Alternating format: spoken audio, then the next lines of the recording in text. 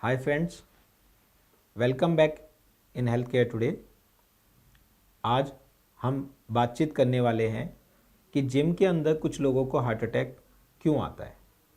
हमने कुछ social media पे या इधर से भी कुछ अपने जानने वाले लोगों से सुना कि जी कुछ लोग जिम रेगुलर जाते थे या ज्वाइन किया था और उनको हार्ट का इशू आ गया है। तो इसमें हमें कुछ बातें जाननी बहुत ज़रूरी है कि हमारा जो जिम के अंदर हम जब जाते हैं तो कई बार हमने 20 साल तक 25 साल तक तो बहुत एक्टिव रहते हैं, बहुत हम एक्टिव लाइफ जीते हैं, हमने एक्सरसाइज भी की होती है। लेकिन 15-20 साल हम अपनी कैरियर बनाने के चक्कर में या अपनी तरक्की के चक्कर में एक्सरसाइज नहीं कर पाते।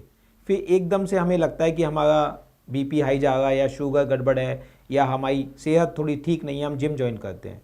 तो हम जब जिम ज्वाइन करते हैं तो हमारा जो इनर्शिया होता है, जो हमारी बॉडी में आदत है, मसल्स की जो आदत होती है, वो एकदम से ब्रेक होती है।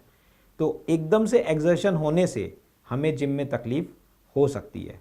तो हमें जब भी जिम ज्वाइन करेंगे हम ग्रेजुअल अपने आप को अप स्केल करेंगे। हम कभी भी ये ना सोचें कि हम एक दिन में या एक हफ्ते में ही बहुत अच्छी फिटनेस पा लेंगे, एकदम मसल बिल्डिंग कर लेंगे। उसको ग्रेजुअल रखें।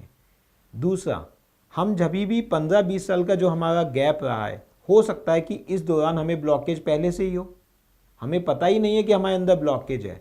तो जब भी आप जिम ज्वाइन करें, अगर आपका इस तरह का स्थिति है कि आपको कुछ पता ही नहीं है अपनी बॉडी के बारे में, हार्ट की हेल्थ के बारे में, ऐसी स्थिति में आप अपना कुछ हार्ट से रिलेटेड टेस्ट करवा लें और अपने आप को एक फिटनेस सर्टिफिकेट दे दें कि भाई मैं इस समय तक फिट हूँ।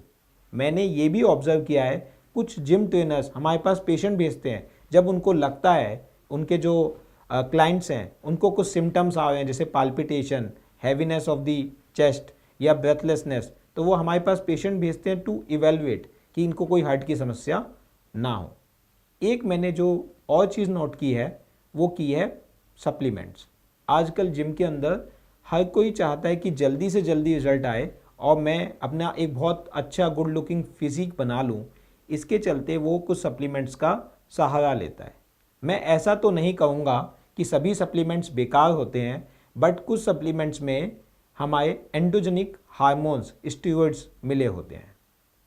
वो हमारे को भूख ज़्यादा लगाते हैं जिससे कि हम ज़्यादा खा पाएँ, हमारी बॉडी में चेंजेस लाते हैं, मस्कुलाइन बॉडी बना देते हैं।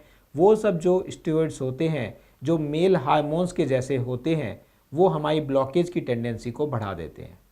उस वजह से हमें हार्ट का इशू हो सकता है। एक लास्ट पॉइंट जो मैंने अभी कुछ स्टडीज़ में देखा है, हमारे पास नई टेक्नोलॉजी आई है जिसमें आईवस ओसीटी ऐसी है जिसमें हम कोरोनरी आर्टरीज जो होती हैं, ब्लड वेसल्स, उनके अंदर का अल्ट्रासाउंड करते हैं और उसमें पाते हैं कि अंदर की जो नस है वो डिसेक्ट हो गई है, मतलब फट गई है या ऐसा कुछ। उसके वजह से उनको हार्ट अटैक हुआ है।